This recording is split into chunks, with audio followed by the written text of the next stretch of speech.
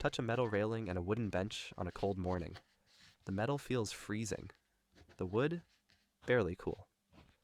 But here's what's strange. If you pulled out a thermometer and measured both surfaces, they would show the exact same temperature. Go ahead, try it sometime.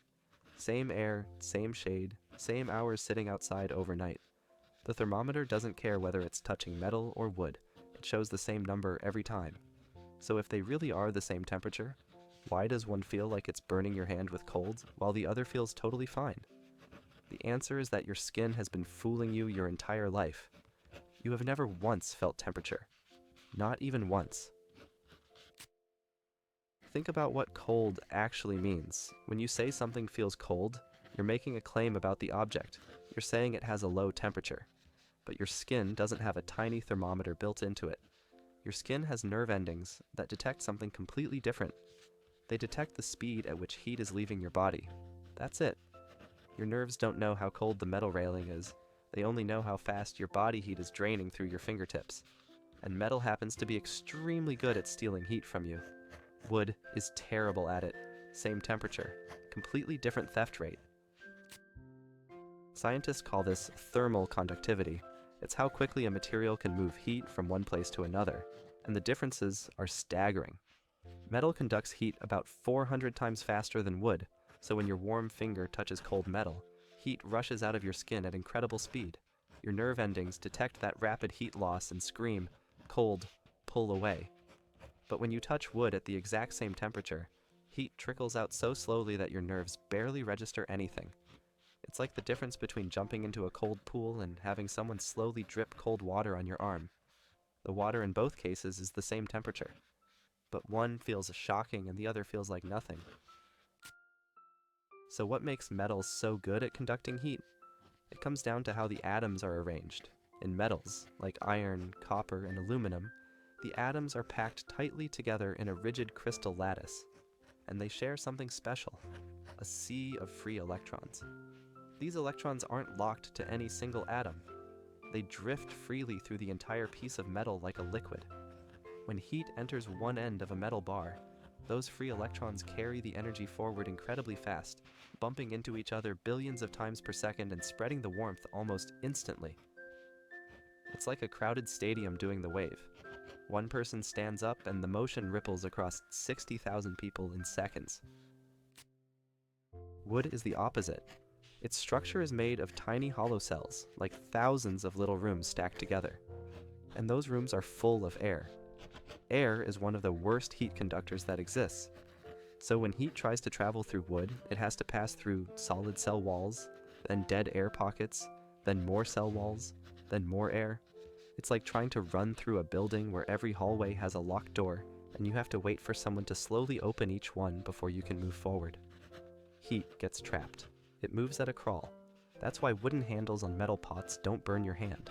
The wood acts like an insulating barrier, trapping your body heat inside your skin. But here's where it gets really interesting. This isn't just about cold, it works in reverse too. Put your hand near a hot metal pan that just came out of the oven and the heat slams into your skin. Touch a wooden cutting board that's been sitting in that same oven at the same temperature and it barely feels warm. Same temperature, same oven, but the metal delivers its heat to your skin hundreds of times faster. That's why you can quickly reach into an oven to grab a baking tray and feel the blast of heat from the metal, but the air inside, which is the exact same temperature, doesn't instantly burn you. Water plays this trick on you constantly. Jump into a swimming pool that's 75 degrees Fahrenheit and it feels freezing cold. But stand in a room that's 75 degrees and you feel perfectly comfortable. Why? Water conducts heat about 25 times faster than air, so even though both are the same temperature, the water rips heat from your body far more aggressively. Your nerves detect the rapid heat loss and convince you the water is much colder than the air. It's not. Your skin is just experiencing a much faster rate of heat flow. This is also why a windy day feels colder than a still day at the same temperature. The wind keeps replacing the warmed air near your skin with fresh cold air. You've actually been using thermal conductivity your whole life without knowing it. Every kitchen is designed around it. Metal pots and pans because you want heat to flow quickly into your food. Wooden spoons because you don't want heat flowing into your hand. glass casserole dishes because glass conducts heat slowly and evenly, preventing hot spots. Ceramic mugs because they keep your coffee warm by not letting heat escape quickly through the walls. Even the foam sleeve on your coffee cup works by trapping air, which is a terrible conductor between your hand and the hot cup. Every choice is about controlling the speed of heat flow. You've been an engineer of thermal conductivity this whole time. Now let's go somewhere extreme. In outer space, there's almost no matter at all, which means almost no conduction. An astronaut floating in the shadow of the International Space Station is surrounded by the void of space, where the temperature is around minus 455 degrees Fahrenheit, just a few degrees above absolute zero. But the astronaut doesn't instantly freeze. Why? Because there's no material touching them to conduct the heat away. The vacuum of space is the ultimate insulator. Heat can only leave the astronaut's suit through radiation, which is much, much slower than conduction. But step into direct sunlight in space and surfaces can heat up to over 250 degrees Fahrenheit, because the sun's radiation has no atmosphere to filter it. Animals figured out thermal conductivity millions of years before we did. Polar bears have fur made of hollow, transparent tubes.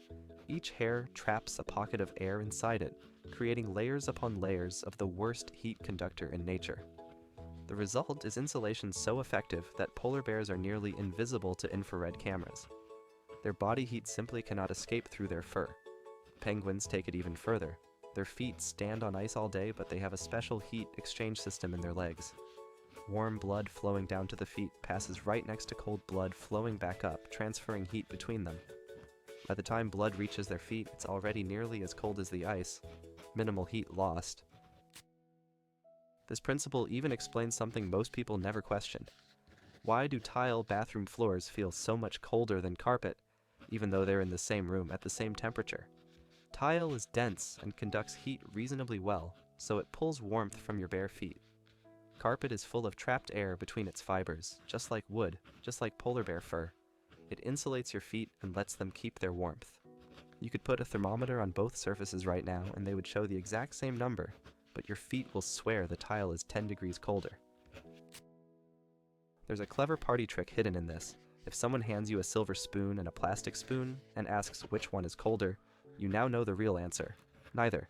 They're the same temperature, but the silver spoon feels colder because it's stealing your heat faster.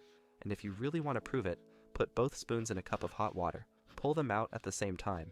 The metal spoon will feel burning hot while the plastic one feels barely warm.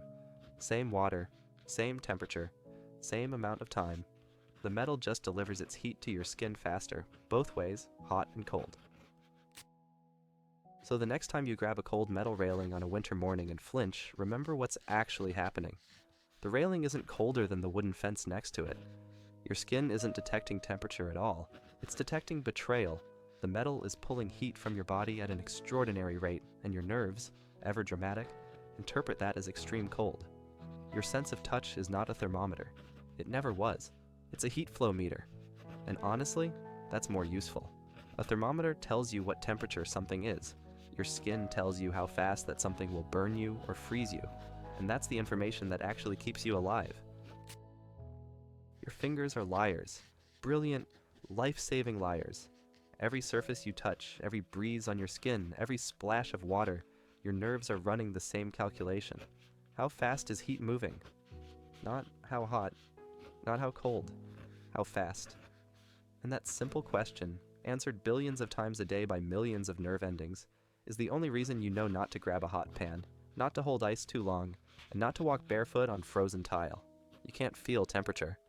But what you can feel is so much better. If you like this video, check out one of these, and don't forget to subscribe.